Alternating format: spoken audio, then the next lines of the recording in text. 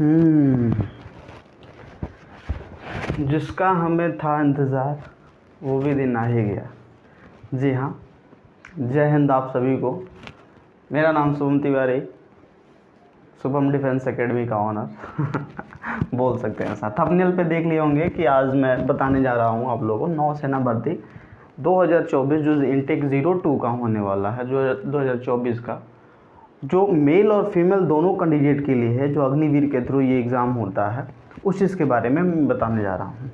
दोस्तों, ये मुझे याद है जहाँ तक कि ये 3 तारीख को इसका नोटिफिकेशन, यानी 3 मई को इसका नोटिफिकेशन आउट हुआ था, क्योंकि फॉर्म बहुत दिन से डिले हो रहा था कि अब आ जाएगा, अब आ जाएगा, अब आ जाएगा, लेकिन फॉर्म डिले हो रहा था ड्यू टू चुनाव के वजह से। चुनाव जो अभी लोकसभा का इलेक्शन चल रहा हमारे देश में, इसके वजह से मुझे लगता है, जहाँ तक नॉलेज है, इसी की वजह से डिले हो रहा था। अब था कि जीरो इनटेक तो कंप्लीट हो गया। जो लोग भी स्टूडेंट थे नेवी, एसएसआर और एमआर में, तो 01 जो 2024 का था, देख लो ये 02 है, 01 कंप्लीट हो चुका है। ठीक है, समझ में आ रही बात?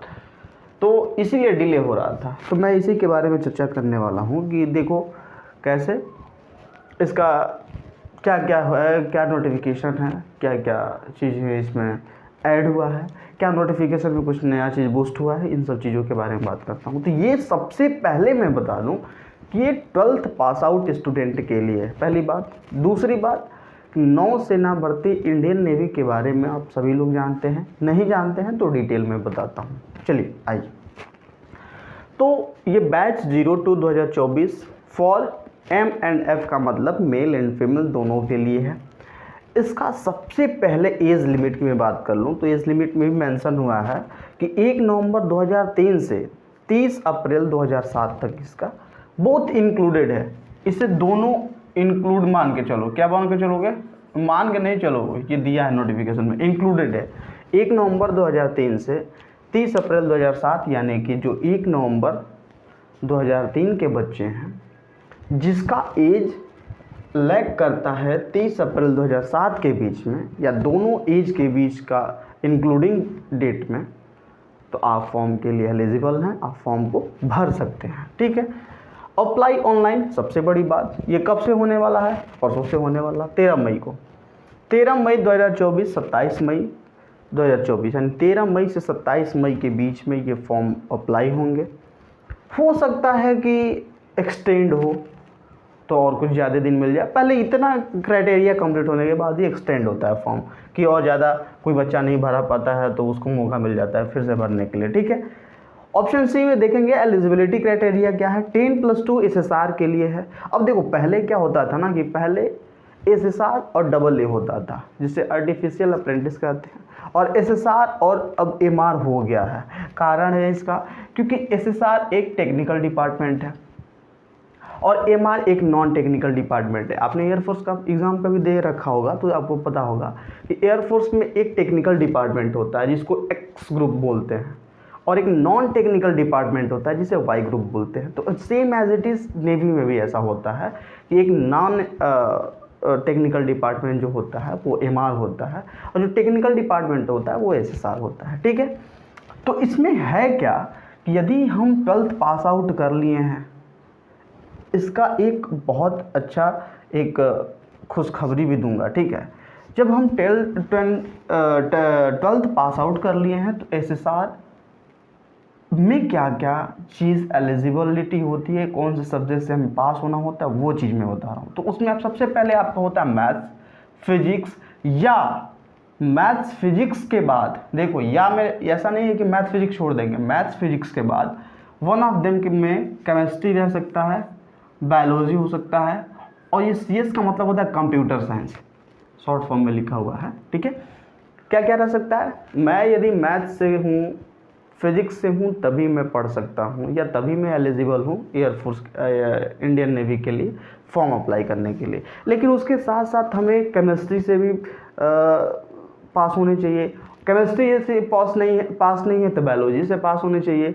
बायोलॉजी से पास नहीं है तो हमारे पास कंप्यूटर साइंस होनी चाहिए, तभी एलिजिबिलिटी बनेगी एसएसआर के लिए। ठीक है।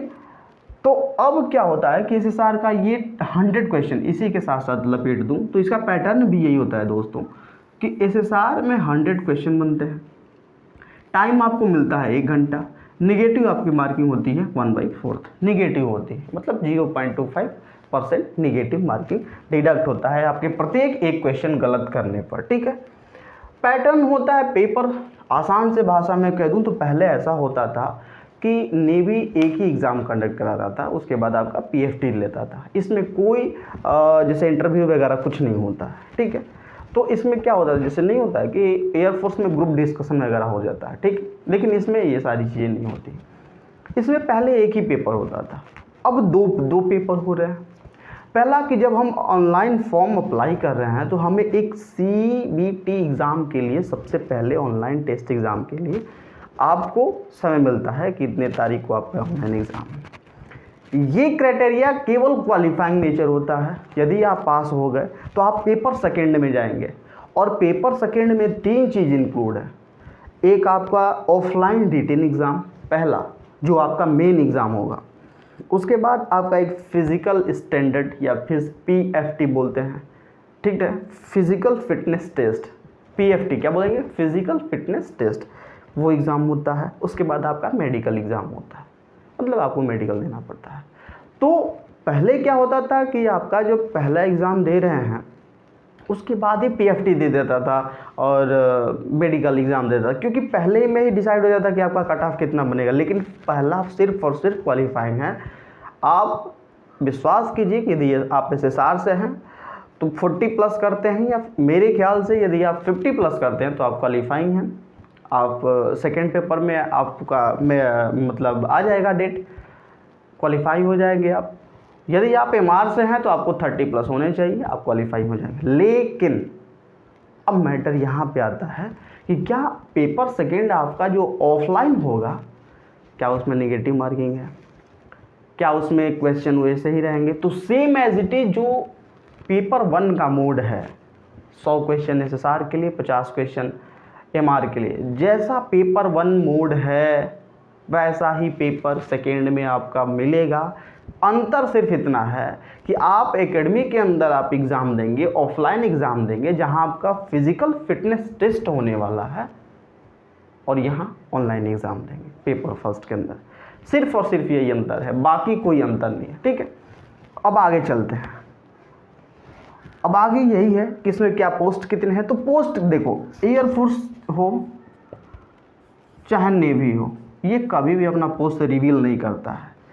लेकिन मेरे यदि हिसाब से यदि मैं बात करूं कि आपको कौन सा फॉर्म भरने पे अच्छा रहेगा, तो भाई मेरे दोस्त, मेरे सखा, मैं इतना ही कहना चाहूँगा कि आप लोग कोशिश करना कि आप लोग का सब मैथ्स, बताऊंगा कि कितने क्वेश्चन कितने नंबर के आते हैं।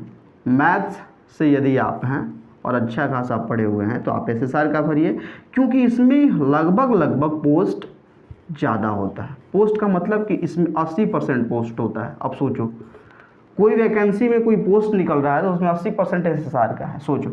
और MR का कितना होता है? 20%। ठीक है, तो इसलिए आपको जो उचित लगेगा वो भरना। वैसे मैं एक शॉर्ट वीडियो में बता दूंगा SSR MR में क्वेश्चन क्या है, क्वेश्चन पैटर्न क्या है, ये सारी चीज़ों का जिक्र कर दूंगा। हाइट आपका 157 सेंटीमीटर होनी चाहिए यदि आप मेल हैं तो, यदि आप फीमेल हैं तो 152 होना चाहिए। ये सारे क्राइटेरिया देखो, सिलेक्शन प्रोसेस और मेडिकल स्टैंडर्ड में शॉर्ट में मैं बता दूंगा। ठीक है, अब देखो सबसे बड़ी बात कि अपीयरिंग का जो बच्चा है, जो अभी रिजल्ट का वेट कर रहा है कि अरे यार भैया अभी तो मैंने एग्ज़ाम दिया हुआ है, अभी मेरा कोई रिजल्ट आया नहीं है और मैं कैसे एलिजिबल हूँ, तो आप नोटिफिकेशन ओपन कीजिएगा तो इसमें बहुत अच्छे तरीक़ों से मेंशन किया हुआ है कि आप यदि 12th पास आउट इस साल हुए हैं तो आप अपीयरिंग में एग्ज़ाम दे सकते हैं। और आपका जब सेकेंड पेपर यानी फिज़िकल फिटनेस टेस्ट के समय जो आपका ऑनलाइन एग्ज़ाम होगा, उस समय आपका डॉक्यूमेंट में ओरिजिनल मार्कशीट लगेगी, तब तक तो आपको मिल ही जाएगा। ठीक है, तो आप अपीयरिंग के लिए भी भर सकते हैं, एकदम डराए के नहीं गए। समझ में आ रही बात? कोई डर नहीं है। ठीक है, जॉब फैकल्टी क्या है? हाँ भाई, जॉब फैकल्टी वही है जो 4 ईयर अंडर अग्निवीर होता है। 25% बच्चों को रखा जाएगा और 75% बच्चों को स्किल सर्टिफिकेट दिया जाएगा, जो कहीं अन्य भारत के अंदर आप प्राइवेट सेक्टर में काम कर सकते हैं या वर्क कर सकते हैं। Complete PFT after paper 1। अब देखो पेपर 1 के बाद ही पीएफटी होगा, तो क्या पेपर 2 से पहले पीएफटी होगा? पेपर 1 के बाद देखो लिखा है कि आफ्टर पेपर 1 पीएफटी होगा, लेकिन पेपर 2 से पहले भी होना चाहिए ना कि बाद में होगा? तो मैं बता दूं कि पेपर 2 से पहले नहीं होगा। पेपर 2 भी आप दे लीजिएगा, उसमें आप पास होइएगा, उसी दिन रिजल्ट आपका आएगा, उसी दिन आएगा, और आप जब पास हो जाइएगा तो आपका पीएफटी होगा, ठीक है। उसके बाद मेडिकल डेट मिलेंगे या मेडिकल होगा आपका, ठीक है। अब अदर में क्या था कि पहले आर्टिफिशियल अप्रेंटिस होता था, तो मैं बताया ना कि डबल ए ये ख़त्म हो गया है, अब उसके जगह पे एमआर सब बचा है, तो ओनली एसएसआर एंड एमआर, ये सारी चीज़ें मेंशन है। इन सभी चीज़ों के बावजूद मेडिकल स्टैंडर्ड का एक सबसे बड़ा खुलासा मैं कर देना चाहता हूं, जो कि मैं क्या करूं, ये तो नोटिफिकेशन खुलासा किया हुआ है। ये किया हुआ है कि आप कलर विज़न यदि CP2 आपका है, आप देखते हैं कोई ये जो सर्कल में प्रेडिक्शन लिखा रहता है, लेटर रहता है, न्यूमेरिकल वैल्यू रहते हैं कि उसमें बताओ कि इसमें क्या लिखे हैं, तो वो आपका यदि कमज़ोर है फिर भी आप सिलेक्शन पा सकते हैं, क्योंकि उसमें CP2 एग्ज़ाम नहीं होने वाला। CP2 मेडिकल आई साइट के अंदर नहीं होने वाला है। ये सबसे बड़ी खुशखबरी है। बहुत लोगों को कलर विज़न होता है, शायद मुझे भी है, इसलिए मुझे बहुत ज़्यादा प्रॉब्लम होती है। तो ये सारी चीज़ें आप लोगों को मैं बता दिया, और शॉर्ट्स वीडियो के तहत मैं आप लोगों को पेपर पैटर्न और एक सिलेक्शन प्रोसेस का खबर दे दूंगा। यहाँ तक रहा आपका एनालिसिस। अब दिल से बताओ कौन कौन फॉर्म भर रहा है, कमेंट ज़रूर करना, कमेंट ज़रूर पिन करना। और मैं एक ही उम्मीद करता हूँ, इन सभी चीज़ों के जानने के बावजूद मन में ऐसा ख्याल आता है कि नहीं यार, ये तो 4 साल का है, 5 साल का है, तो शायद कहीं ना कहीं आप गलत सोच रहे हैं और गलत डायरेक्शन में हैं। आप सोचिए, कुछ ज़्यादा ऊपर उठ करके सोचिए, तभी आपको समझ में आएगा कि हाँ ये सारी चीज़ें ठीक चल रही हैं, कोई दिक्कत नहीं है। हाँ तकलीफ़ होती है कि 4 साल बाद बच्चा क्या करे, लेकिन अब ये भी तो सत्य है कि अब देखो मेरे ख्याल से एक स्टेटमेंट हम किसी नेता का देख रहे थे, तो उन्होंने ये कहा, किसी नेता का क्या, गूगल बाबा हैं वो, सुधांशु त्रिवेदी, तो उन्होंने ये कहा, बहुत अच्छे इंसान हैं, तो उन्होंने ये कहा कि बच्चा अग्निवीर इसलिए लाया गया है क्योंकि हर कहीं भी यदि हमारे देश के बाहर में किसी से लड़ाइयाँ हो, किसी से वार हो, किसी से युद्ध छिड़े, तो हर घर से सैनिक तैयार है, और इसके लिए 4 साल के अंदर सबको मौका मिलेगा कि सबको एक प्रतिष्ठित सोल्जर बन जाए। तो ये सारी चीज़ों के लिए उन्होंने बताया। तो अपना अपना चॉइस है, अपना अपना ये है, लेकिन मैं उम्मीद करता हूँ कि जो चीज़ आपको देश को आगे बढ़ाना होगा, जिसमें सहयोग करना होगा, उसमें आप कभी पीछे मत हटिए, क्योंकि माँ भारती का सेवा करने का मौका बहुत कम लोगों को मिलता है, बहुत खुदकिस्मत लोगों को मिलता है। थैंक यू, रखते हैं यहीं तक। Love you all, bye bye. फिर मिलेंगे नेक्स्ट वीडियो में।